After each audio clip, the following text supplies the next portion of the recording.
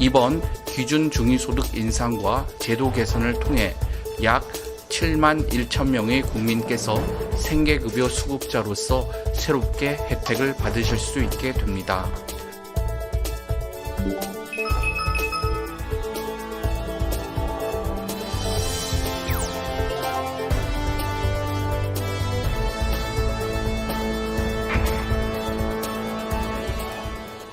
지난 10일 보건복지부에서 약자복지 강화, 저출생 대응 방안 등을 담은 업무보고를 발표했습니다.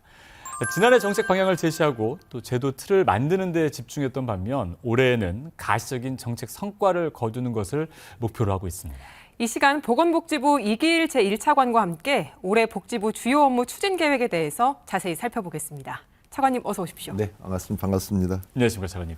자, 조금 전에 이제 일부에서 지난번에 있었던 업무 보고 전체적인 사회 분야에 대해서 이제 말씀을 좀 들어봤는데 지금 이 시간에는 복지 분야에 대해서도 집중적으로 한번 집중적으로 들어보도록 하겠습니다. 일단 올해 계획에 앞서서 지난해까지 있었던 성과 한번 정리하고 가볼까요? 예, 말씀 주신 대로 지난주 금요일 날 저희가 업무 보고 주의 현안 해법회의를 가졌습니다. 네. 그러면서 기존에 있던 여러 가지 그 정책의 성과를 한번 했었는데요. 아마 첫 번째는 약자 복지입니다. 예. 우리 가난하고 어려운 분들을 최대한 돕자는 거가 됐어요. 정말로 기준 중위소득을 가장 높게 6.42%를 인상을 했거든요. 그리고 두 번째를 보게 되면 저출생 대응입니다. 네. 사실 지난번에 이제 부모급여 같은 게 0세는 100만 원, 1세는 50만 원을 하게 돼 있고요. 또 네. 하나가 제가 몇 번 나서 말씀드렸는데 열심히 했던 것이 사실은 난임 정책입니다. 네. 그래서 예를 들면 필수 가입력 검사비도 하게 돼 있고 또 평생 25회를 이렇게 하게 돼 있는데 아이당 25회를 하는 걸 못했었고요. 또 하나가 지난해 7월 19일 날 우리가 보호출산제를 시행을 했거든요. 그래서 이미 이제 아이도 많이 태어나야 되지만 태어난 아이를 잘 보호하자고 그래가지고 그걸 해봤더니 정말 한 60명 이상의 아이를 제가 살렸습니다. 네. 보호출산 신청한 아이들이 52명 정도 되고 또 신청을 했다 철회한 아이들도 10명이 넘게 돼 있거든요. 네. 그래서 그런 좋은 제도가 있었고 근데 그 결과가 있는지 모르겠지만 참 저희가 기쁜 소식이 들어왔습니다. 예. 지난 1월 3일 날 행안부가 조사를 해봤더니 지난해 낳았던 그 아이들이 그 전에보다도 7,200 우리가 95명쯤 더 태어났습니다. 와. 그래서 네. 당초에는 우리가 그 한 0.68명 정도를 떨어질 거 예상했었는데 반전이 돼가지고 네. 한 0.74명 정도는 좀 될 것 같다. 그렇게 아, 해가지고 정말 놀랍고 기쁜 소식이죠. 그렇습니다. 예. 그리고 더 아주 반가운 것은요. 우리나라 분들은 이 결혼을 해야만 애를 낳거든요. 네. 그런데 지난 10월까지 지난해보다도 25% 2만 1,000쌍위권 정도가 결혼을 많이 했습니다. 그런데 프랑스 같은 경우는 한 62% 정도가 결혼 안 하고도 애를 낳거든요. 그런데 네. 우리는 5%가 안 됩니다. 네. 그래서 제 생각에는 아마도 그 2만 1,000명이 더 결혼을 했기 때문에 내년도에는 더 올라갈 수 있겠다. 뭐 그런 생각을 제가 해보고 있고요. 마지막 말씀드릴 수 있는 것은 연금 개혁을 저희가 가열차게 좀 하고 있습니다. 예. 지난해 9월 4일 날 21년 만에 처음으로 단일 개혁안을 발표를 했었거든요. 그렇기 네. 때문에 금년도 상반기에 반드시 개혁을 이뤄내도록 하겠습니다. 예, 이렇게 지난해에 어떤 여러 가지 정책들로 인한 좋은 결과들이 이제 조금씩 가시적인 성과로 그렇습니다. 나타나고 있는데 이제 예, 올해 예. 어떤 것들이 있는지 또 하나 살펴보도록 하겠습니다. 자, 일단 복지 서비스의 기준이 되는 그 기준 중위 소득이 있습니다. 이게 굉장히 큰 폭으로 이제 늘어났다는 또 소식이 있거든요. 어떻습니까? 예, 큰 폭으로 늘어났습니다. 예. 제가 판넬을 준비했는데요. 참 기준 중에서라는 게 참 어려운게도 생각을 하세요. 네. 쉽게 말하면 우리 국민 전체를 100명으로 본다고 그러면 예. 딱 가운데 있는 50번째 있는 분의 소득이 기준 중위소득입니다. 50번째 가운데 그렇습니다. 예, 있으신 예. 분이군요. 이게 평균이 아니고요. 50번째 있는 분들입니다. 네. 네. 그래서 이거를 보면 74개의 사업의 기준이 됩니다. 예를 들면은 기준소득 곱하기 32%가 하게 되면 금년도에 생계급여. 그런데 4인 가족 같은 경우에는 610만 원으로 올랐거든요. 예. 6,400%가 올랐잖아요. 여기에서 30을 하게 되면 예를 들면은 4인 가족은 요 돈이 나오게 돼 있습니다. 아, 그렇군요. 그리고 저희가 27년까지는 35% 올린다는 그런 얘기가 되어 있고요. 의료급여는 40%, 교육은 50%. 가장 많은 것이 이제 사실은 그 국민 국가 장학금이거든요. 네. 학생들이 아이를 등록금을 내야 되잖아요. 이 금액 같은 경우도 4인 가족은 여기 곱하기 200%가 되는 겁니다. 예. 그래서 예를 들면 우리가 1인 가족 같은 경우는 금년도는 지난해가 72만 원인데 금년 76만 원으로 5만 원이 올라가게 돼 있어가지고 약 7.33% 오르게 되어 있고요. 2인 같은 경우도 126만 원, 3인은 161만 원. 4인이 가장 많다고 보게 되어 있는데요. 이것은 195만 원까지 보장하게 돼 있어서 이것이 12만 원이 오르게 되는 거죠. 요 차이 12만 원이 드는 거거든요. 예. 그래서 6.42%가 오른다. 그리고 혹시라도 6인 가족 같은 경우는 258만 원이 되기 때문에 14만 원 더 오른다. 이렇게 볼 수가 있겠습니다. 그래서 아까 나온 것처럼 저희가 7만 1,000명이 더 혜택을 보게 돼 있습니다. 예. 지금 지난해가 한 165만 원 정도, 165만 원 정도인데 7만 명이 되게 되면 172만 명 정도가 혜택을 보게 된다. 그렇게 볼 수가 있겠습니다. 이것이 네. 사실은 약자 복지의 가장 큰 것입니다. 예. 네. 방금 의료급여에 대해서도 이야기를 해주셨는데 의료급여와 관련해서 이 부양비 부과 비율도 좀 완화가 된다고 하는데요. 일단 그렇습니다. 부양비가 뭔지 좀 궁금하고요. 예, 예. 구체적으로 어떻게 완화되는 건지도 좀 설명해 주시죠. 예, 그렇습니다. 사실은 우리가 부양비라는 개념이 있어요. 사실 예. 부양가족이라는 개념이 있거든요. 예. 그런데 예를 들면 우리 부모님이 계시지만 자녀분이 있는 경우가 있거든요. 1족 이내에 직계 혈족 같은 경우죠. 근데 이런 분들 같은 경우에는 부모님을 부양할 수 있는 책임이 있지 않느냐 그래가지고 부양 의무자라고 이렇게 얘기를 하고 있어요. 근데 제가 점차적으로 이걸 없애보고 있는데요. 특히 의료급여 같은 경우에는 부양비라고 그래가지고 자기가 우리 부모님이 계신데 내가 이제 그 아들입니다. 아들 같은 경우에는 기준 중위수도 아까 말씀드린 640만 원 정도가 사인이 되는 거잖아요. 이 금액을 넘는 금액 같은 경우에는 부양 능력이 있다라고 보는 거예요. 네. 네. 거기에서 보통 그 남은 소득에서 30%를 이렇게 더해가지고 이것을 소득에 가산하게 돼 있거든요. 근데 사실은 우리가 보게 되면 이 가족이 뭐 아들, 딸이라 하더라도 혹시 며느리라 하더라도 사실은 부양 의무는 있지만 능력이 없는 경우가 꽤 많이 있잖아요. 그렇죠. 또 사실은 우리는 기본적으로는 돈을 준다고 생각하는데 사실은 자녀 관계가 끊어졌기 때문에 돈을 못 주는 경우도 꽤 많이 있거든요. 그렇기 때문에 그런 경우에는 사실은 지금 30%를 가산하는 것을 10%만 가산하게 한다. 네. 그렇게 되어 있고요. 장기적으로 이런 것도 지금 없애날 그런 계획으로 있습니다. 그래서 점점 말씀드리게 되면 의료부 같은 경우에는 40%를 기준으로 하고 있는데 점차로 그런 기준을 좀 없애나간다. 그렇게 볼 수가 있겠습니다. 예. 예. 또 약자 복지의 한 축, 장애인 장애인이 있습니다. 장애인분들이 생활을 잘 할 수 있도록 장애인 연금이 있는데 장애인 연금도 이번 또 올라요. 그렇습니다. 네. 우리 장애인분들이 한 265만 명 정도가 계십니다. 예. 근데 중증 장애인분들이 한 35만 명 계시는데요. 그분들에 대해서는 저희가 연금을 드리고 있습니다. 왜냐하면 생활도 어렵고 또 장애로 인해 가지고 더 이 가산되는 그런 어려움도 많이 있거든요. 그래서 그 급여가 크게 두 가지입니다. 첫 번째는 기초급여라고 그래가지고 지난해보다 7,700원이 오른 우리가 34만 2천 원 정도를 저희가 이렇게 드리고 있고요. 여기 네. 나오고 있군요.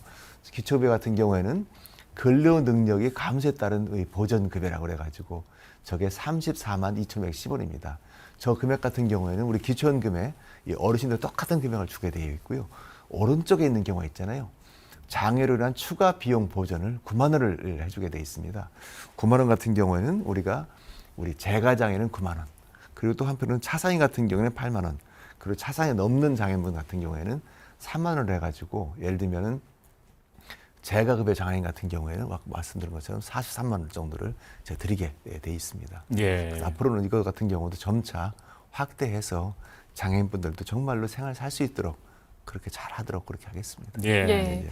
이 지난 몇 년 동안 또 한국 사회에 영향을 줬던 게 바로 코로나19 팬데믹이 아닐까 싶은데 이로 그렇습니다. 인해서 사회 관계망이 굉장히 약화가 됐습니다. 그렇다 보니까 주변 사람들과 단절된 채 살다가 이제 아무도 모르게 생을 마감하는 고독사 사망자 수도 좀 많아졌는데 이 원인과 대책에 대한 좀 이야기들이 나와야 될 것 같습니다. 어떻습니까? 예, 원인을 말씀 주신 대로 정말 코로나 있다 보니까 집안에만 있게 되는 거예요. 그러다 보니까 이게 청년 같은 경우는 희귀고물이라고 그래가지고 예. 가족과의 단절이 있는 상태거든요. 네. 그래서 그런 것이 이제 첫 번째 원인이 될 수가 있겠고요. 두 번째는 1인 가구가 지금 35%입니다. 그러다 보니까 사실은 혼자 사는 사람이 많잖아요. 예. 네. 이 어르신 같은 경우는 40% 같은 경우가 독거 노인이시거든요.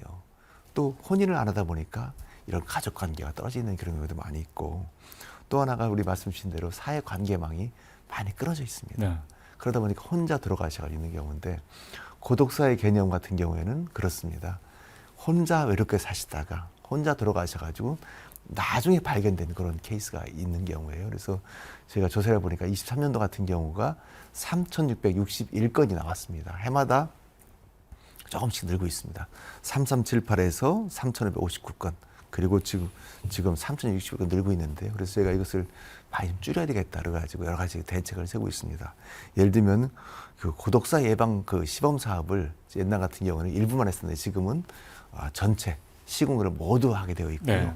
우리가 24년도 같은 경우는 고독사 예방 여러 가지 그런 계획을 다 세워서 하고 있고 또 한편으로는 시범 사업 여러 가지 선별 센터를 만들어 가지고 정말로 어떤 분들이 고독사 예방이 되는 건지 그런 걸 잘 할 그런 계획을 세우고 있다는 말씀을 드리겠습니다. 네. 이 결론적으로 말씀드리게 되면 정말로 고독사 같은 경우는 정말 있어서는 안 되는 그런 경우거든요. 네. 나중에 정말 그 현장에 가보게 되면 정말 이 때로는 뭐 정말 이렇게 원룸이라든지 또 고시원 같은 데 많이 들어가고 계세요. 그렇기 때문에 이런 건 없도록 다양한 것을 저희가 해보도록 그렇게 하겠습니다. 네. 예, 예. 지금 고독사에 대한 원인과 대책에 대해서도 말씀을 해주셨는데 고독사로 이루어지기까지의 그 전 단계라고 할 수 있지 않을까요? 위기 가구가 있습니다. 많이 있습니다. 예, 갑자기 잘 생활을 영위하다가도 어느 순간 갑자기 또 어려움을 겪는 그런 위기 가구들이 있는데요. 이런 위기 가구들을 발굴해내는 것도 굉장히 중요하지 않을까요? 매우 중요합니다. 옛날에 22년도 8월 달이었죠. 그때 수원 세무녀 분들이 사실은 돌아가셨거든요. 네. 근데 원래 그분들은 그 주소는 화성에 있었습니다. 화성에 있는데 수원으로 오셨는데 그때 여러 가지 뭐 채무도 있고 그래서 오셨는데 사실 발견을 못했던 거거든요. 저도 그때 가보니까 아이고 참 정말로 저 연결실 가봤습니다. 네. 정말 안타까운 사연이더라고요. 그래서 제가 그걸 가지고 그때는 39개의 위기 가구를 이렇게 발굴했었습니다. 예를 들면은 단전, 뭐 전기가 끊기는 거죠. 단수, 또 단가스가 끊기는 거라든지 때로는 건강보험료를 체납하는 경우도 있습니다. 그래서 그 뒤에 했던 것이 보면은 우리가 혹시라도 이렇게 실직 상태가 있는 거, 또 한편으로는 이렇게 병원에 가지 못한 경우도 있는 거, 그런 경우 같은 경우에는 더 추가를 해가지고 47종으를 지금 하고 있는 그런 상태가 되겠고요. 그 다음에 같은 경우 보니까 전주 다가구에서 난 사례가 있는데 이 보니까 다가구가 이렇게 있는데 10가구가 있더라고요. 예. 그런데 그 가구에 그 전체 호수는 되어 있는데 개별적인 매토 301호가 돼 있는 그걸 알지 못하게 된 거예요. 그래서 그때 저희가 행안부를 통해 가지고 그 호수까지 다가구 같은 경우도 전체가 아니라 다가구에 호수까지도 하게 돼 있고 또 한편으로는 가서 보니까 이게 문을 못 여는 겁니다. 네. 그런데 또 문을 열게 되면 그 모든 여는 비용 같은 경우에는 119가 또 112가 부담을 하게 됐었어요. 예. 그러다 보니까 어려워가지고 진짜 그런 경우에는 강제로라도 열 수 있는 그런 조항도 개발을 했고요. 지금은 47종을 지금 하고 있는데요. 이번에 제가 새로 만든 것이 뭐냐면 AI입니다. AI요. 예. 그런데 보통 이거 2개월에 한 번씩 20만 명을 제가 체크를 하고 있는데 보통 15만 명 정도는 중앙정부에서 체크를 해가지고 내려보내주게 돼 있고 나머지 5만 정도는 지자체에서 그걸 발굴해가지고 20만 명인데 이걸 다 확인하기 힘든 거예요. 네. 그래서 저희가 그 기본적으로 이번에 할 수 있는 것이 AI를 통해 가지고 50만 구 정도는 50만 가구는 그걸 통해서 발굴을 하고 있습니다. 지난번에 시행을 했는데 제가 한번 가봤어요. 네. 가보니까 그 AI가 여성분이 나왔는데 주로 지금 생활에 어려움은 없는 것인지 또 지금 돌봄이 필요한 가구는 없는 것인지 또 생계비가 도움이 필요한 것은 없는 것인지 또 그런 걸 물어보더라고요. 또 하나는 일자리가 필요하냐 물어 제가 일자리가 필요합니다. 또 어려움이 없냐 해가지고 제가 물어봤습니다. 여러 가지로 제가 생계비가 끊겨가지고 밥을 못 해먹고 있다고 했더니 그 AI 분이 그런 어려운 상황이 있느냐 그런 상황 같은 경우는 바로 제가 후암동에 갔었거든요. 네. 후암동 주민센터에 연락을 해가지고 연락을 하도록 하겠다. 그런 것이 이제 됐었습니다. 그래서 그렇게 해가지고 만약에 그렇게 된다고 그러면 그 같은 경우를 그 동사무소 분들이 다 이거 20만 한 번에 20만 가구잖아요. 그걸 다 하기 힘들잖아요. 그래서 한 번 좀 걸러내 주게 되면 그걸 진짜 필요한 분들을 찾아가서 할 수 있도록 점점 아주 체계적으로 하게 만들어 놓은 것이 그래서 그런 거를 잘 해가지고 정말로 필요한 분들한테 제때 할 수 있도록 할 계획으로 있고요. 제가 항상 그 말씀드리는 것도 뭐냐면 그 읍면동 직원도 열심히 하고 있지만 또 지역에 있는 좋은 이웃들이 있는 자원봉사분들 또 통반장분들 또 한편으로는 그 임대를 내주신 분들이거든요. 그런 분들 바로 있기 때문에 그런 분들이 같이 도와줘야만이 정말로 수원 세무녀 같은 사례가 다시는 생기면 안 됩니다. 그래서 예. 저희가 열심히 그 노력을 또 말씀을 드리겠습니다. 예, 네. 지역사회에 도움이 필요하다서 이런 바로 이야기를 그겁니다. 해주신 것 그렇습니다. 같아요. 예. 함께 돌봐야 됩니다. 예. 이 저소득층에 대한 이야기도 해보겠습니다. 제가 볼 때는 저소득층에서 가장 중요한 지원 중에 하나가 자립 지원이 아닐까 싶은데 이번에 보니까 자활근로에 참여하는 사람들 중에서 취업이나 창업에 성공을 하면 또 지원금이 제공된다고요? 예. 그 취업이나 창업을 해가지고 생계급여에서 벗어난 사람들이 있습니다. 예. 근데 사실 그 옛날 같은 경우는 오라 나승이라고 그래가지고 그 안에 들어오게 되면은 생계를 받게 되면은 많은 서비스를 받게 돼 있는데 네. 그걸 벗어나게 되면 서비스를 못 받는 거예요. 네. 그러다 네. 보니까 많은 분들이 아 내가 그냥 여기서 안주하고 싶다 그런 생각을 많이 하게 되는 겁니다. 그래서 예. 저희가 그 자활 성공 사례금이라고 그걸 드리게 돼 있습니다. 예를 들면은 열심히 자기가 노력을 해가지고 생계급을 벗어나 탈수급을 하게 된 거죠. 그 6개월이 되게 되면 50만 원을 드리게 돼 있고요. 네.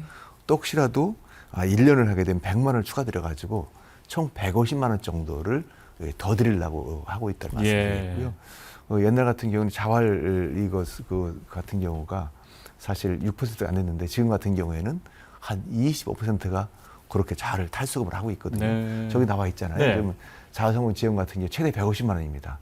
취업에 성공한 탈수급 지급자들이 지급하게 돼 있는데 지원 50만 원 같은 6개월 이상 근로활동이 지속할 경우, 두 번째는 100만 원 이상 할 경우에는 그 1년에 할 경우에는 두 개를 합하게 되면 150만 원을 지원 드린다는 거기 때문에요. 저희가 많은 분들이 정말로 탈수급을 해가지고 스스로 할 수 있도록 그런 거를 많이 하도록 되어 있고요. 지금 이 자율관리 사례사가 있거든요. 지금 같은 경우는 125명이 있는데 250명을 확대를 해가지고 지금 자활센터가 전국에 250개입니다. 예. 한 명씩을 꼭 부담을 시켜가지고 이분들이 잘 카운셀링, 컨텐츠 할 수 있도록 그렇게 최대한 만들도록 그렇게 하겠습니다. 네. 이 근로를 통해서 본인들이 어려운 부분들을 이제 채워나가는 그런 부분들도 굉장히 중요할 것 같고요. 또 자산을 만들어주는 부분도 굉장히 중요할 것 같습니다. 아무래도 탈수급한 이후에 그렇습니다. 어느 정도 목돈이 예. 생겨야 그것들을 계속해서 조금씩 쌓아나가는 본인들의 어떤 동기도 되지 않겠습니까? 예. 그래서 그거를 이제 자산 형성 사업이라고 합니다. 예. 이게 첫 번째 옛날에 생겼던 것이 한 2010년쯤 된 것 같아요. 그때는 그 우리 옛날에 그 보육원에 있는 분들한테 저희가 그런 사업을 처음 시작을 했거든요. CDA라고 그러죠. 아동 발달 지원 계좌입니다. 예. 예를 들면은 내가 5만 원을 내게 되면 우리 정부에서 배로 10만 원을 지원해 주게 돼 있습니다. 그래서 그렇게 해서 잘 자산 형성을 해가지고 나중에 18세가 됐을 때 그거를 이렇게 잘 이렇게 사회에서 할 수 있도록 그런 걸 해주게 되어 있고요. 또 한편으로는 그 지난해 같은 경우 많이 제가 말씀드렸는데 자립 준비 청년들이라고 하잖아요. 그런 네. 분들에는 자립 그 수당 월 50만 원 정도 그리고 자립 정착금 정도를 월 10만 원 정도를 제가 이렇게 하고 있고 또 한편으로는 때로는 이렇게 이렇게 나가서 살 수 있는 집이 필요하거든요. 예. 그런 경우에는 이렇게 자립할 수 있는 집 같은 경우를 우리가 어디죠? 그쪽 주택공사를 통해서 하도록 되어 있고 네. 이렇게 되어 있기 때문에 그런 걸 열심히 하고 되어 있고요. 또 한편으로는 이 청년 같은 경우가 있습니다. 청년은 내일 저축 계좌를 통해서 청년축이 하도록 되어 있는데 예. 이거 같은 경우도 월 10만 원을 내게 되면 30만 원 정도를 더 지원을 합니다. 기초수급자 네. 같은 경우는. 그렇게 되면 한 달에 40만 원이 되잖아요. 이걸 40만 원을 3년 하게 되면 1,410만 원 정도를 지원하기 때문에 이걸 가지고 나중에 자기가 새롭게 자활할 수 있는 그런 게 되기 때문에 계속 하고 있다 말씀드렸고요. 네. 지금 원래 그 금년 같은 경우가 지난해 13만 3천 명에서 4만 그 명을 추가해가지고 17만 3천 명 정도를 그렇게 하고 있고요. 또 하나가 희망저축 계좌라고 있습니다. 네. 희망저축이라고 되어 있는데 사상계층 같은 경우가 자산 형성을 보다 두껍게 하게 돼 있어가지고 지금은 10만 원 하게 되면 최대 10만 원만 하게 돼 있지만 첫 해는 10만 원, 둘째는 20만 원, 셋째는 30만 원까지 주기 때문에 그렇게 할 계획이 있습니다. 결론적으로 말씀드리게 되면 정말로 우리 청년들이 때로는 많은 청년들이 자기 부모님들하고 같이 살게 돼 있어가지고 부모님들이 이렇게 뒷바라지를 해주게 돼 있지만 그렇지 않고 때로는 이렇게 자립 준비하는 청년이라든지 또 지역에 또 저 수급자 가구의 청년들 또 그걸 자산 청년들 같은 경우도 이걸 계속 저희가 스스로 일정 갭을 넣어주게 되면 10만 원을 넣게 되면 때로는 20만 원, 30만 원 되게 되고 나중엔 1,310만 원까지 하는 네. 그런 제도를 잘 만들도록 그렇게 하겠습니다. 이건 정말로 자립을 도와주는 정말 좋은 제도입니다. 예. 시드머니이기 때문에 앞으로도 정말 계속 확대해 나가도록 하겠다는 말씀을 드리겠습니다. 네, 그러니까 나이에 따라서 어린 경우에는 뭐 디딤씨앗 통장 아까 말씀하신 그렇습니다. 거예요. 그리고 디딤씨앗 통장. 청년 같은 경우는 청년내일저축계좌. 그렇습니다. 그리고 또 어르신들 같은 경우 차성이 있는 경우는 이제 희망저축계좌, 그렇습니다. 투 이것들을 활용하시면 그렇습니다. 큰 자산 형성에 예. 도움이 된다. 맞습니다. 말씀 잘 처음 어린 들었습니다. 애들은 씨앗, 씨앗. 두 번째는 청년 내일, 네, 마지막에는 희망저축. 네. 그렇게 단계별로 있다는 말씀드리겠습니다. 예. 네. 예. 마지막으로 연금 개혁에 대한 이야기를 좀 해보겠습니다. 지난해부터 계속 이제 수행을 해오고 계신데 저희가 방송에서도 한번 자세하게 몇 번 설명을 맞습니다. 해드렸었습니다. 예, 예. 올해는 이 연금 개혁과 관련해서 어떤 것들을 좀 추진하실 예정이신가요? 예, 저희가 지난해 9월 4일 날 정말로 21년 만에 그 정부 단일한 계획을 내놨습니다. 사실은 그 전에는 뭐 5개 안을 내놓기도 했었고 또 18개 안을 18개 안을 내놔가지고 정부가 계획 의지가 없는 거 아니냐 뭐 그런 비판도 많이 받았었는데요. 정말로 우리가 단일 개혁안입니다. 어떤 개혁안이냐면 그 보험료는 13%, 네. 지금 9%거든요. 4%로 13%로 올리고 두 번째 소득 대체율 같은 경우에는 지난해 같은 경우가 42%입니다. 대율이 그렇게 하고 뭐 자동 수정 장치라든지 또 청년을 위한 지급 보장이라든지 또 보험료 인상 차등화, 크레딧 같은 경우를 한다는 그런 게 돼 있었는데요. 정말 저희가 너무나 아쉽습니다. 왜냐하면 지금도 9%, 40%는 지속 가능하지가 않습니다. 네. 매일 885억 원 정도가 적자가 발생되고 있어요. 네. 연간이면 32조 원인데 왜냐하면 원래는 40%를 받으려고 그러면 19.7%를 돈을 내야 됩니다. 그런데 9%만 지금 우리가 저희 보험료 받고 있기 때문에 10.7%가 부족한 거잖아요. 이 돈 같은 경우에는 줘야 되기 때문에 네. 지금 1,470억 정도 되어 있는 그런 돈이 자꾸 부족하기 때문에 나중에는 2056년도에는 정말 소진이 됩니다. 그래서 저희가 빨리 이걸 개혁을 해야 되겠다는 생각을 가지고 있고요. 참으로 다행인 것은 어느 정도 국민 공감대가 형성이 돼 있습니다. 예. 네. 지금 9%에서 13% 올리는 거는 지금 국회 22개 법안이 와 있거든요. 다 똑같습니다. 13%는 다 올리겠다는 게 돼 있는데 예. 다만 소득 대체율 자체가 지금 40%도 있고 50%도 있습니다. 그런데 대체로 40에서 45에서 지금 이렇게 좀 논의가 되고 있거든요. 그렇기 때문에 저는 이번에 반드시 개혁이 돼야 되겠다. 옛날 저희가 지금 27년 동안 지금 개혁을 못 하고 있어요. 근데 그 국민들께서도 항상 저기 하고 그 여러 가지 전문가 같은 경우도 왜 한 자리를 숫자 1%를 못 올리냐. 그래가지고 오죽하면은 마에 10% 벽이라는 게 생기겠습니다. 네. 그런데 이미 다 공감대가 지금 13%로 4%는 게 공감대 되어 있어요. 그 제가 생각할 때는 정말로 이게 정말 좋은 기회입니다. 네. 가장 좋은 개혁은 가장 빠른 개혁입니다. 제가 지난번도 한번 말씀드린 듯이 제가 코로나를 오래 했습니다. 그래서 백신을 이렇게 딱 맞을 때 그때 백신이 아스트라제네카, 파이자, 모데나 뭐 여러 가지 또 우리 SBA 바이오 사이언스도 다 나와 있었거든요. 그런데 어떤 기자가 저한테 물어보더라고요. 일통정아님, 가장 좋은 백신은 어떤 백신입니까? 그 얘기는 뭐냐면 화이자가 좋냐, 모데나가 좋냐, 아스트라제네카가 좋냐, SBA 바이오 사이언스가 좋냐, 때로는 노바백스가 좋냐, 그런 질문이었던 거죠. 그래서 제가 답변 드렸습니다. 예, 여러 가지 백신이 있습니다면서 가장 좋은 백신은 가장 내가 빨리 맞는 백신입니다. 그렇게 말씀드렸더니 다 이해하시더라고요. 지금도 가장 좋은 개혁은 가장 빠른 개혁입니다. 그래서 빨리 개혁을 해야 되고 그것은 금년 상반기에 해야 됩니다. 왜냐하면 내년 같은 금년 하반기는 내년 상반기에 지방선거가 예정되어 있습니다. 예. 그런데 사실 선거를 앞두고는 보험료를 올리기가 힘듭니다. 국민한테 부담이 되는 거거든요. 네. 그렇기 때문에 저는 가장 빠른 개혁이 가장 좋은 개혁이다. 그렇게 말씀드리겠습니다. 꼭 예. 해야 됩니다. 네. 예, 예. 특히 그 개혁은 또 국회 협조가 필요한 부분이기 때문에 그렇습니다. 국회의 또 양당의 빠른 협조를 좀 당부하는 계속 바입니다. 말씀드리고 있고 아마 국회에서도 여야가 의지는 같이 가지고 있습니다. 예. 아마도 국회에서도 빠른 시일에 논의가 돼서 곧 개혁이 될 걸로 저는 기대하고 있습니다. 네. 네. 예. 지금까지 보건복지부 이기일제 1차관과 함께 복지부의 또 업무 보고 주요 내용 함께 짚어봤습니다. 오늘 말씀 고맙습니다. 감사합니다.